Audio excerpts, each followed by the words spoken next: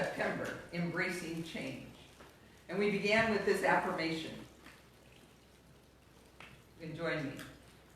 My life is enlivened and enriched by a new perspective. We acknowledge that most of us have kind of a love-hate relationship with change. On the one hand, recognizing that the only constant in life is change, while on the other hand, experiencing an almost automatic resistance to change, as it triggers our fear of the unknown and thwarts our illusions of control. Leaving us with the question, how do we learn to embrace change such that we can minimize our fear and discomfort, and at the same time mine all the blessings and benefits that are inherent in this unavoidable and essential aspect of life? In essence, how do we have life abundantly through all the changes of our lives? I shared that we'd be looking at change from 3 basic vantage points, exploring how we can more graciously and courageously surrender to change, particularly the unexpected events and or circumstances that seem out of our control. 2, how we can increase our capacity to purposefully create meaningful change in our lives by making conscious choices. And finally, number 3, how we can participate in affecting global change. In essence, how we can be the change we want to see in the world. So last week we began by addressing how we can surrender to change that seems to happen to us, in essence, that seems to be out of our control, even as we continue to affirm that life happens through us. How many of you still feel like things still happen to us? I know that I have to sometimes shift my perspective because it can feel like things just land in our lap sometimes, and they do. But that doesn't mean that we're not in control of what we do with those things. So we began in that process with the idea of awakening, stepping out of our delusions, our fears, and our coping mechanisms to be in what is and is not. And instead of being an illusion, learn to accept that change is not only inevitable, it is also essential to life, the alternative being stagnation and death.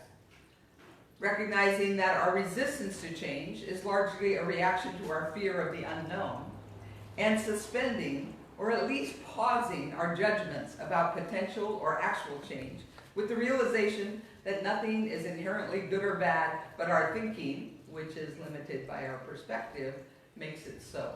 Little edit of Shakespeare there. We concluded by noting that this awakening is the beginning of developing spiritual maturity. In essence, the ability to act with wisdom and compassion while maintaining inner and outer equanimity, regardless of the circumstances. In essence, regardless of the changes happening to, through, and or around us in our lives. So today we're moving from that surrendering to inevitable change to exploring how we can increase our capacity to purposefully create meaningful change in our lives through our conscious choices. It's important to note here that we're not talking about making change just to make change, which almost always involves changes in the outer realms of our lives. For example, a new location. If I just could change locations, everything will be better. A new job, a new relationship, a new house, a new car, a new outfit. That we think, if we can just go do that, everything's going to be okay, I'll feel better. In fact, these kinds of changes are often the ways that we avoid engaging in meaningful change, which always involves inner work. Outer changes may actually follow inner changes, but by then they're appropriately the effect of our inner work and transformation rather than ineffective attempts to create more meaningful and fulfilling lives. It's also important to distinguish between changing ourselves and making changes within.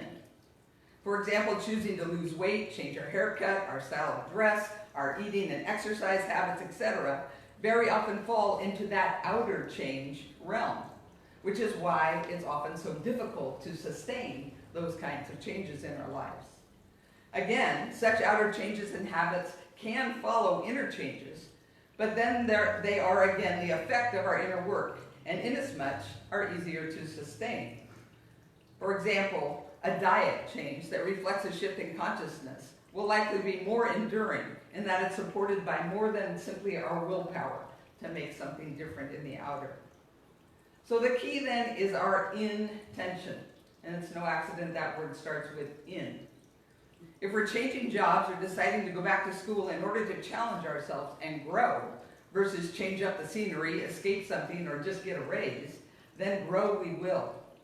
But there's still a difference between seeking growth to achieve a goal and making continuing growth the goal, which is the choice we're talking about today.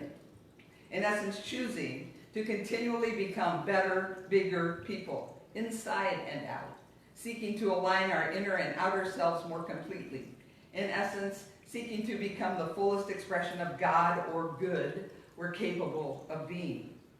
And when we make this choice, we not only learn to surrender to and embrace life's changes and challenges, especially adversity, as potential teachers, like we talked about last week, thereby limiting our resistance to life and reducing our suffering and increasing our possibilities, but we also begin to seek out change and even seek out challenges as further opportunities for growth and transformation. So today we're going to look specifically at the kinds of choices that we're called to make in order to create these changes that we identify as spiritual transformation or as developing spiritual maturity. The reason we focus on spiritual transformation and maturity is perhaps best illustrated by the story in the Gospel of John, where Jesus meets a Samaritan woman by Jacob's well. The scripture reading comes from this morning. And he asks that she give him some water. When she questions why he, a Jew, would ask this of her, a Samaritan, he replies, "If you knew the gift of God and who it is that is saying to you, 'Give me a drink,' you would have asked him, and he would have given you living water. Everyone who drinks of this water will be thirsty again, but those who drink of the water that I will give them will never be thirsty." That's what we're talking about when we talk about making learning itself the focus of our living. When we make that our purpose and our calling, we never thirst. We never ask it, is this all there is? Because there is always more. So the spiritual changes and transformation that we seek involve discovering, embracing, and seeking to express our true identity as evolving spiritual beings. Number 2, heightening our self-awareness. And number 3, expanding our structures of knowing. None of these are new ideas. In fact, they're the core to the unity path that we're all committed to learning and walking, and are in one form or another the focus of our Sunday lessons, our Wednesday night classes, and our individual practices of prayer, meditation, mindfulness, and healing. All engaged with a willingness, even a desire, to be transformed at depth by the experience. Additionally, these challenges are not goals to be achieved, as we continue to remind ourselves so we don't harshly judge ourselves on our progress, but they are all interrelated and ultimately integrated aspects of our ongoing spiritual journey into healing and wholeness. So the first challenge is to discover, embrace, and seek to express our true identity as evolving spiritual beings. You've all heard that before, right? That's kind of a constant theme we have here. And that involves a number of choices, including choosing a path. For our purposes, we're assuming the path that we are choosing is unity, but that's not essential, but it is essential to choose a path. Choosing to dedicate time to the journey, making it a priority to read, attend services or classes, to meditate, to reflect, to actually make that path active in your lives. Choosing and or being willing to be open, to continually explore and evolve in that path, willing to change and be changed in the process. In other words, we don't choose a path and then lock into a dogma and say, okay, I've got it. As we know in unity, we continue to change our minds, to expand our understanding, and we continue to allow ourselves to evolve. And sometimes, even in a tradition like unity, where change is all of what we're all about, it gets difficult to let go of an understanding that we've come to hold and allow that to expand and move into a greater understanding, whether it's the use of the word God or our relationship with Jesus or our understanding of metaphysics. The reality is it continues to evolve, which is why Charles Fillmore said he reserved the right to change his mind, and he expected all of us to grow beyond his awareness as time goes on. So this also involves being willing and choosing to and being willing to reflect and compare our spiritual principles to what currently directs and controls our lives. So not just saying, okay, this is Sunday and I practice these principles on Sunday, but then I go to work and live by the rules of the world of work and say, well, you can't do spiritual practice here. I got to survive in my work world. Well, it's challenging ourselves to look at those differences and make some choices about what is it that we're going to allow to direct our lives. It includes choosing to practice the principles and allow them to inform our daily choices as we begin to align our values and our direction with our choice, our actual purpose in life. And ultimately, it's choosing this, again, as our primary purpose for being, which doesn't mean becoming a minister. People like Michelle and I hear it as that, and we take it, but rather it's about actively applying and prioritizing these spiritual principles in every aspect of our lives, our work, our relationships, our values, our actions, and our being. The second challenge is about heightening our self-awareness, which involves choices including accepting that our perspective of life is strongly influenced, likely limited by our childhood ego program and by our cultural program, which restricts our capacity to freely make conscious choices. And then committing to the ongoing work of healing and dissolving these limitations through study, classes, counseling, self-observation, reflection, mindfulness, meditation, in essence, whatever it takes to access our higher self and the capacity to pause that autopilot setting so we can actually make choices from our true sense of free will with a broader understanding of our capacity. Now, again, that isn't a flip on and off switch. It's an evolving process. The more we live it, the more we practice it, the more of that programming we recognize and we allow to fall away.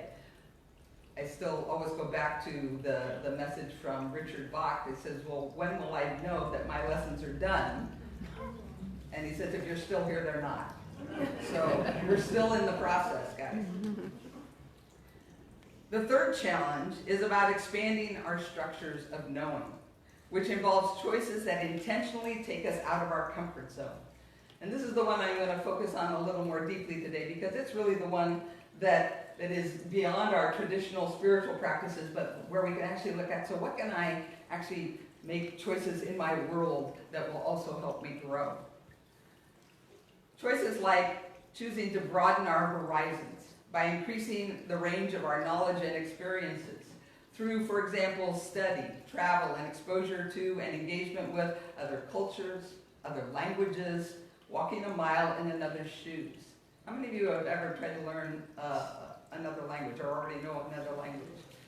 Do you experience that when you have a new language, that's why we call words are so important, when you have a new language, it changes your world perspective because the language itself embodies a world perspective.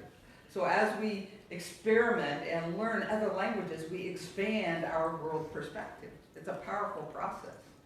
We can also broaden our horizons by reading and taking classes and watching TED Talks and engaging in other educational venues. And finally, we can also broaden our horizons by activating our curiosity, which invites us to withhold judgment and opens us to new ideas, as well as informing our behavior. For example, seeking out knowledge around subjects of interest and concern rather than retreating into the seeming bliss of ignorance. Any of you ever get caught up in the bliss of ignorance? I'm going to give you this example. I was recently confronted by an article that challenged our collective, our nation's commitment to recycling if we allowed our laziness or our ignorance to enable behavior that contaminated our recycling. And I had to take a really deep breath. Especially now that China isn't taking all of our waste, this has become a major issue. Admittedly, I had heard, but wasn't certain about, or chose not to be certain about, just how important it was to wash out mayonnaise jars and peanut butter jars before I put them in the recycling bin, or whether or not I really did have to take the oil pizza box out of my paper recycling. And what I was avoiding the guilt I would feel if I was knowingly contaminating my recycling bin. And when I took the time to look it up, I learned a lot. And it not only changed my recycling practices, but it changed my purchasing practices. When I realized that, as they say, they put numbers on these and they put a little recycling thing, but numbers 3, anything above 2 doesn't ever really get recycled. It just separates it out. And yes, those pizza boxes will contaminate a whole load of paper such that the whole load then goes to the landfill. So I've become more conscious, and yes, it means I need to work a little harder. But it's interesting, I had to pay attention to that bliss of ignorance that I had been willing to engage, and I'm inviting us, if we want to grow in aligning our beingness with our beliefs, that we exercise our curiosity and learn these things. We can also expand our structures of knowing by choosing to expand our perspectives, by acknowledging that our perspectives are inherently limited and biased by our existing structures of knowing, and actively seeking out alternative experiences and perspectives. For example, admitting and revealing our racial, gender,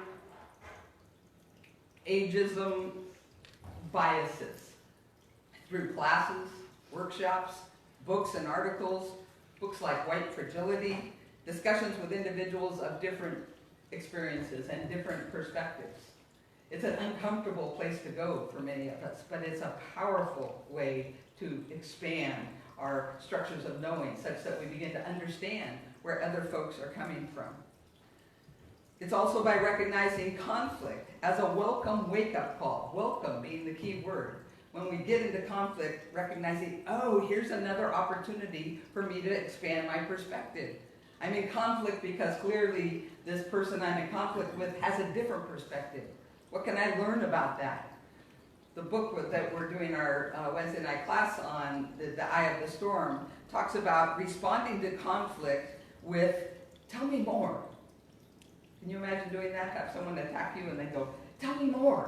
It doesn't come naturally, and yet it will end conflict way faster than getting defensive and staying in our own perspective. By asking someone to tell you more, you'll be amazed that you'll diffuse them because that's not the response they expected. And as they tell you more, you'll understand where they're coming from and then be able to explain where you're coming from. And peace can be created rather than continual conflict. We can also choose to deepen our understanding and compassion by developing relevant skills and practices, for example, by developing empathy. Getting in touch with our own and owning our own feelings is essential to being able to understand how others may feel in given circumstances. So if you're one that likes to just shut down your feelings, that's not going to help you be empathetic in the world. We can increase our empathy towards others by being in touch with our own feelings and then observing and reflecting about how we might feel if we were in their place, and by authentically sharing our own experiences. Because as we share, we give others the permission to share as well. We can also develop skills in nonviolent and or compassionate communication. For example, setting the intention for understanding rather than winning. Setting the intention, if it's about winning, that it's a win-win. Listening without judgment. Responding to the emotions, not the words, because it's in the words that we get into right and wrong. We pick up a word and attack that and miss the whole message that was so clearly evident in the emotions behind the communication. And also, again, owning our own feelings and responses, being authentic and vulnerable in our communications. We can also do that by practicing compassion meditations and by forgiveness work for ourselves and for others. All of this is really about saying yes to all the opportunities to step out of our comfort zone. How many want to sign up for that? Every chance you get to feel comfortable or step out is saying, yes, let me learn some more. Life gives us tons of opportunities, and there's even more that we can create for ourselves in this journey. As we engage people in situations that are different from our norms, that we take risks rather than playing safe, and that we engage our curiosity about this amazing adventure of life. Choosing to expand our awareness beyond this world of appearances by engaging in prayer and meditation is the final way that we can expand our structures of knowing. There is no other way that I know of to open the doors to higher consciousness than through meditation. Now, the particular form isn't necessarily important, nor is your sense of whether you're being successful in it or not, but the practice is. And you can talk to anybody, especially our meditation challenge coordinator here, Michelle. If you just do it, you'll experience the shifts that it can bring about in your life. It's where we need to turn our intellectual brain off and be present to the moment. So, having a clear purpose to be our true selves, doing the work to be healed and whole, as well as getting in touch with our higher self, where the capacity to pause and truly choose exists, and finally, intentionally and purposely expanding our structures of knowing is how we choose and engage the spiritual path. It's how we drink of the living water. And it's how we have life abundantly through all the changes, both imposed and chosen in our lives.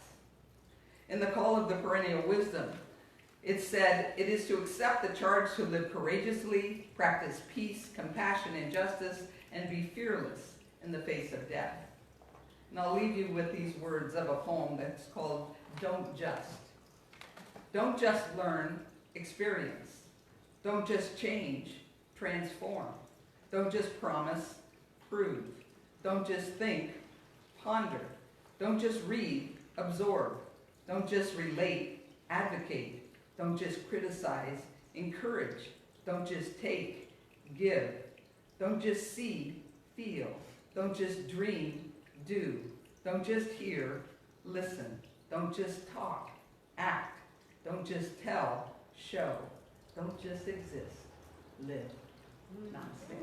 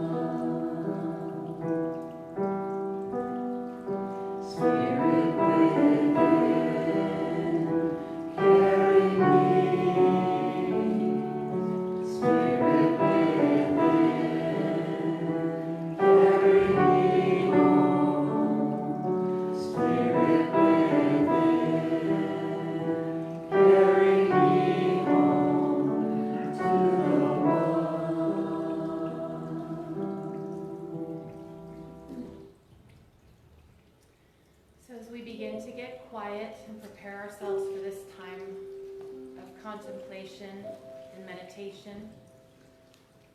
I invite you to just get comfortable.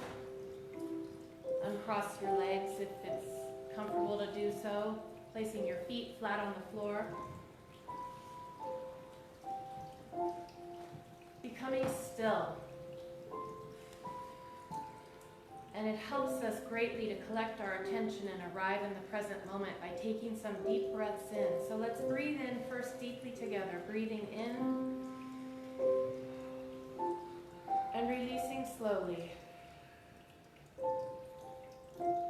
Again, breathing in deeply, filling up the lungs with air and releasing slowly. One more time, breathing in deeply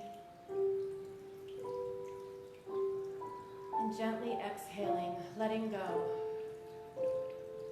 Relaxing and letting go into this present moment.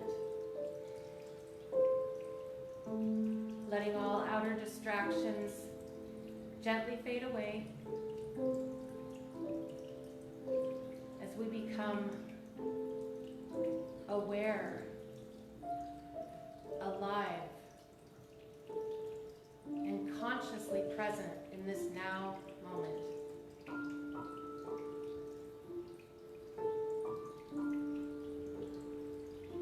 As you reflect over the words of Reverend Vicky, I invite you to just call to your mind if there's a change that's occurring in your life right now.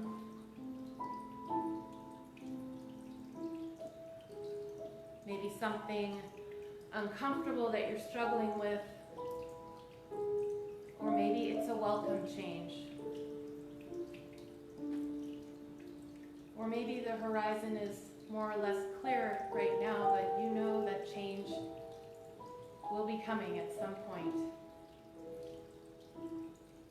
We know that change is an inevitable part of our lives. And so the more that we can learn to embrace change, the more easily we can move through these times.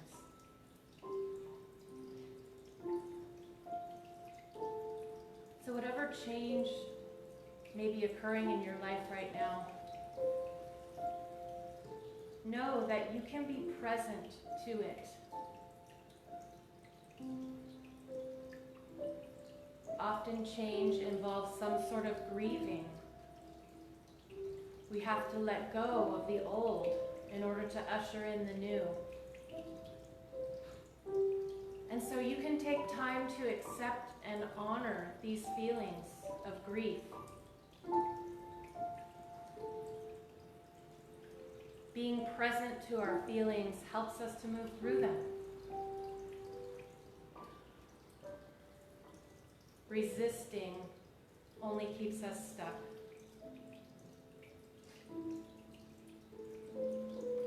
And so you can endeavor to be present to whatever is happening in your life right now.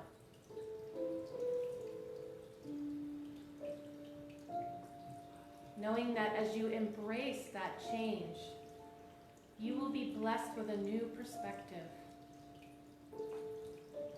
new opportunities for growth, for challenge, even for fun and joy and passion.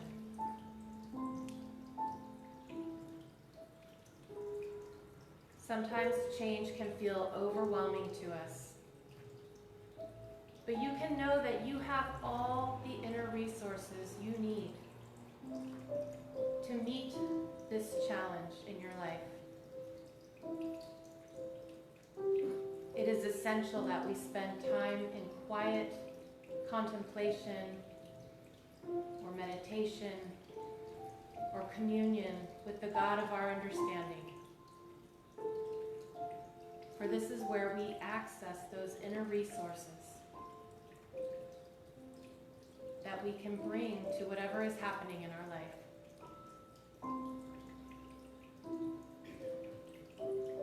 So I just invite you to open yourself up to whatever life is offering you right now, knowing that you have everything within you that you need to move through it with ease, effortlessness, focus, and grace. And so I invite you to just spend a few moments resting gently in that silent communion with God.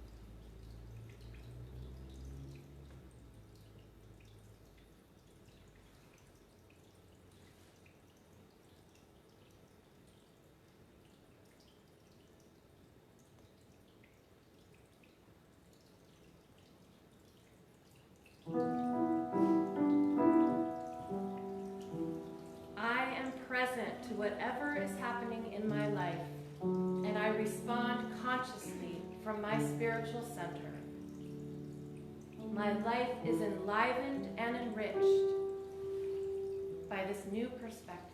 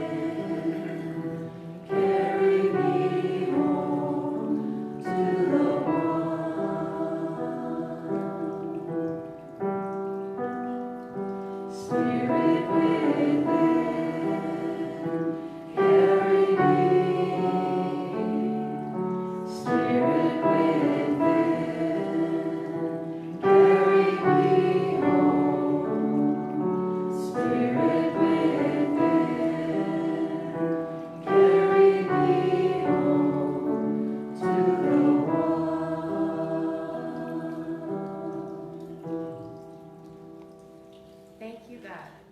And so it is. So it is.